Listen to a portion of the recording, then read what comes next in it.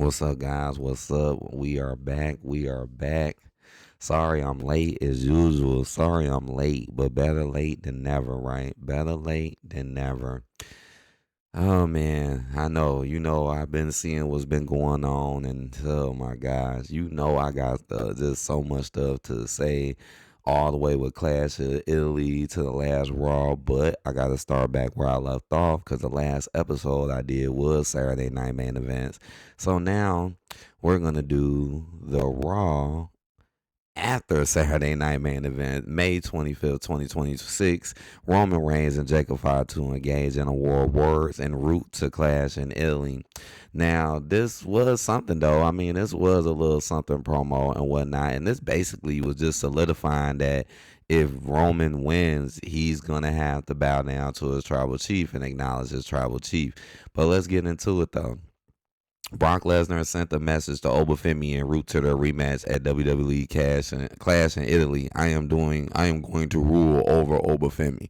So instead of Brock Lesnar being there and them actually having a face to face, actually giving a chance for Oba to like get his get back, he does not get his get back at all. Instead, we get a promo from Brock, which to me is like some pussy shit. Like, why you can't come back and get an Oba face and do a contract signing with him? Like, remember I said that? I was like, isn't it weird they had Roman and Jacob doing the contract signing and they're all together, but then Oba and Brock got to do theirs separately because it's just because they don't want Oba getting over. They don't want him doing nothing. Yeah, he did it in the beginning, but it led to him retiring. See, now Brock is not retiring. That notice ever since Brock came back, Oba ain't got over him yet because he probably not is retiring. Everybody should have known that Brock was going to beat Oba. There is no way in the world they're going to bring Oba back. Brock back like that and lie about a retirement for nothing, especially now in no Triple H booking. Old white star against new black star. Like, nah. And the sad part is, I already knew what was going to happen next. I already knew he was going to lose, and I already knew that it was going to set up a match at SummerSlam. People been saying this for like everything is just way too predictable. And then the sad part is, more than likely, Oba is not going to go over on Brock on SummerSlam unless Brock is really, really retiring this time. But honestly, I don't think he is because everybody else who was retired, you seen how they got retired. They got retired by Gunther. So it make sense that Brock, they would just want to do something so different.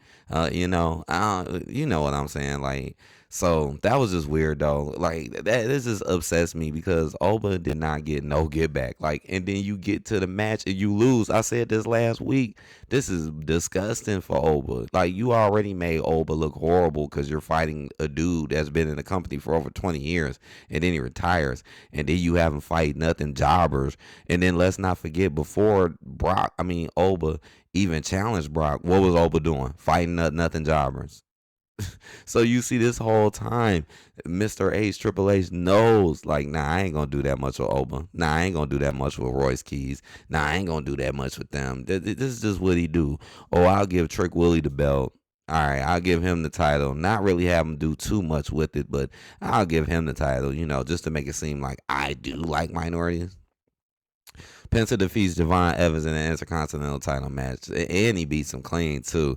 Man, I'm so tired of these same dudes fighting, bro. Every week is Penta, Javon Evans, Rusev, Ethan Page. Like every week, it's like the same dudes, Dragon Lee, and they're all fighting. One day it's the singles, the next day they're on teams. Again, why is Penta defending his title so much, bro? But Liv Morgan had her title since WrestleMania, and she hasn't defended it not one time. Not once. Remember when Stephanie had the belt? Stephanie was defending it. She defended it against Raquel like 3 or 4 times. Liv Morgan just sits there with the title, never gets to defend it, still gets all this attention, and now gets to join the Queen in a Ring tournament with the title. This is just dumb and dumber than dumb. But Penta, he defends this boy like 8 times in 2 weeks. This Penta he just is a defending title member. He's a fighting champion. Remember, no storylines. Um, Oh yeah, I remember that. The Street Profits and Bailey visit the National Veterans Memorial and Museum on Memorial Day. I remember that because I was like, look at them. I'm like, look at them sending the jobbers. They know they don't like to go celebrate the veterans. Notice they ain't send no Rhea Ripley or nobody like that. You sent the Street Profits and Bailey. Boy, so you he don't give a damn about that Veterans Day crap. He don't care about it.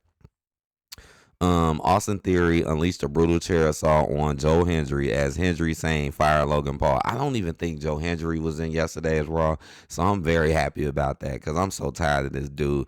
And yes, this is good. Austin Theory needs to beat the hell out of Joe Hendry. I'm tired of Joe Hendry too. I'm tired of these stars, these Pacific stars that just get onto the roster and they get skyrocketed, just like Sol Ruka. You've been on the roster for, she even said it too.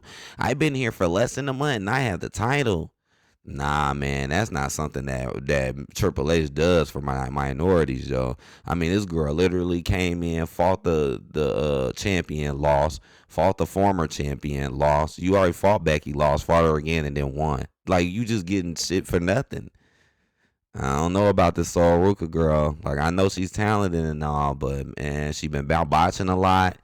I don't know. Her promos did not seem that good, and she's definitely seeming like she's kind of getting forced. Like, what is up with Becky Lynch fighting these taller white women? Like, what's up with that? Like, like remember Becky had the whole feud with Maxine, a tall white woman. Now, what happens after that? Now you're feuding with Sol Ruka, a tall, pretty much white woman.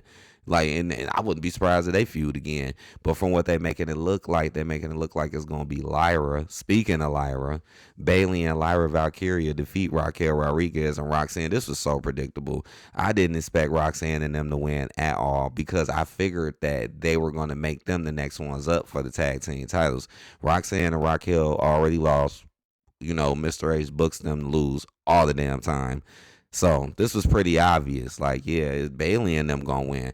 And the sad part is Liv Morgan did not help them win.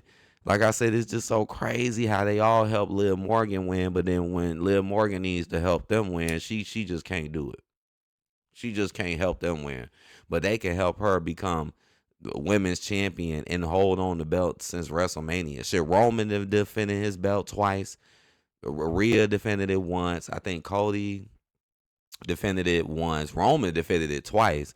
Penta defended it like 8 times. Like since like Live none. Live zero. Jimmy Uso warned LA Knight to stay out of bloodline business. Now this didn't really go anywhere after this. Cause I'm trying to think like nothing really kind of happened after this. I don't know. This I guess this was something they was gonna do with Jimmy or in LA Knight, but nothing happened after this. So this was kind of a waste because it didn't really lead to anything. Seth Rollins defeats Montez Ford. Now this was bogus as hell. It make me think about yesterday too, man. I'm telling you, this booking is just why is the Street Profits study coming out to get beat up? They come out, do nothing, and get beat up. Like you see, Dawkins came out because number one, Seth Rollins is. I'm tired of him being in main events. Like remember I said this last week. I'm like, bro, it's always in the main events of Raw. He keeps putting the same people in the same shit. This week he's main event against Montez Ford. You know Montez Ford is not finna beat Seth Rollins, so why even put him in this match? Seth Rollins wins. It's like I don't even care about the match itself because that's what they want you to do. They want you to care about the match, but they don't want you. They don't want you really seeing what's really going on and why stuff is happening. You know, just look at the match and say the match was good.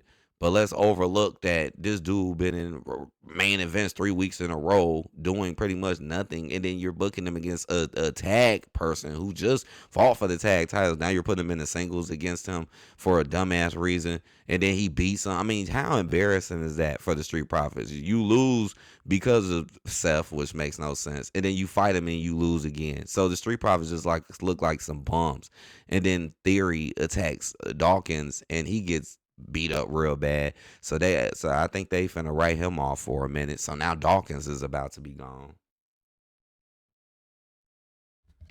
It reminds me of last week. I don't like to jump the gun a little bit, but it reminds me of yesterday. Just like yesterday, Street Profits come out, get laid out, do nothing. Like this is what the street.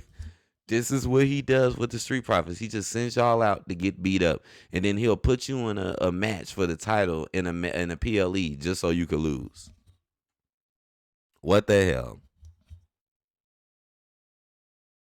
Remember, the Usos had the belts barely for even that long, man, and they defended it against nobody's. Remember, they wasn't even fighting Otis and shit. Like they was, boy, Mr. H wasn't doing nothing for the Usos when they had the title. They didn't even have it that long. I swear, I think the Vision has had it longer than the Usos have had it already. Already. Rey Mysterio defeats Rusev. Well, you should know that was gonna happen. All right, Rusev don't win nothing, don't do nothing. Ray don't really do either, but we know Rusev is like an ultimate jobber, so you know Ray's gonna beat him. After signing the tribal combat contract, Roman Reigns and Jacob Fatu exchanged an intense world words to set the stage for their World Heavyweight Championship match at Clash in Italy. So I guess they made Jacob wrap up his fingers because he's the Tongan death grip man. So now they got to wrap his fingers up. Don't Solo do the same thing with his thumb? Now that I think about it, because you know he does the spike. Man, I already kind of talked about this in the beginning on what this was. Um, this episode of Raw pretty much sucked, bro. I'm just going through it again, just trying to figure out my score. It was lackluster. Like some of the other Raws with Jacob and Roman were better, to be honest. This one was, now they didn't fight like I thought they were gonna do, but it was still weird that they signed a contract with each other though. That's, I mean, while meanwhile, over the Brock is in no man's land. Where the fuck is Brock at? In the shadows, shooting vignettes in the shadows, while Oba got to stand there and talk to freaking Paul Heyman. He got to talk to Paul Heyman. Now, wouldn't it have been crazy if Oba would have gave Paul Heyman a fall for grace? But all right. I hope y'all enjoyed this. 2 out of 10. This Raw, and this was supposed to be the Raw in the Clash in Italy. This just wasn't really that good, man. Hey, hit that like button. Let me know what you think. Now we got to do the SmackDown before Clash in Italy. So let's get to it. Peace out.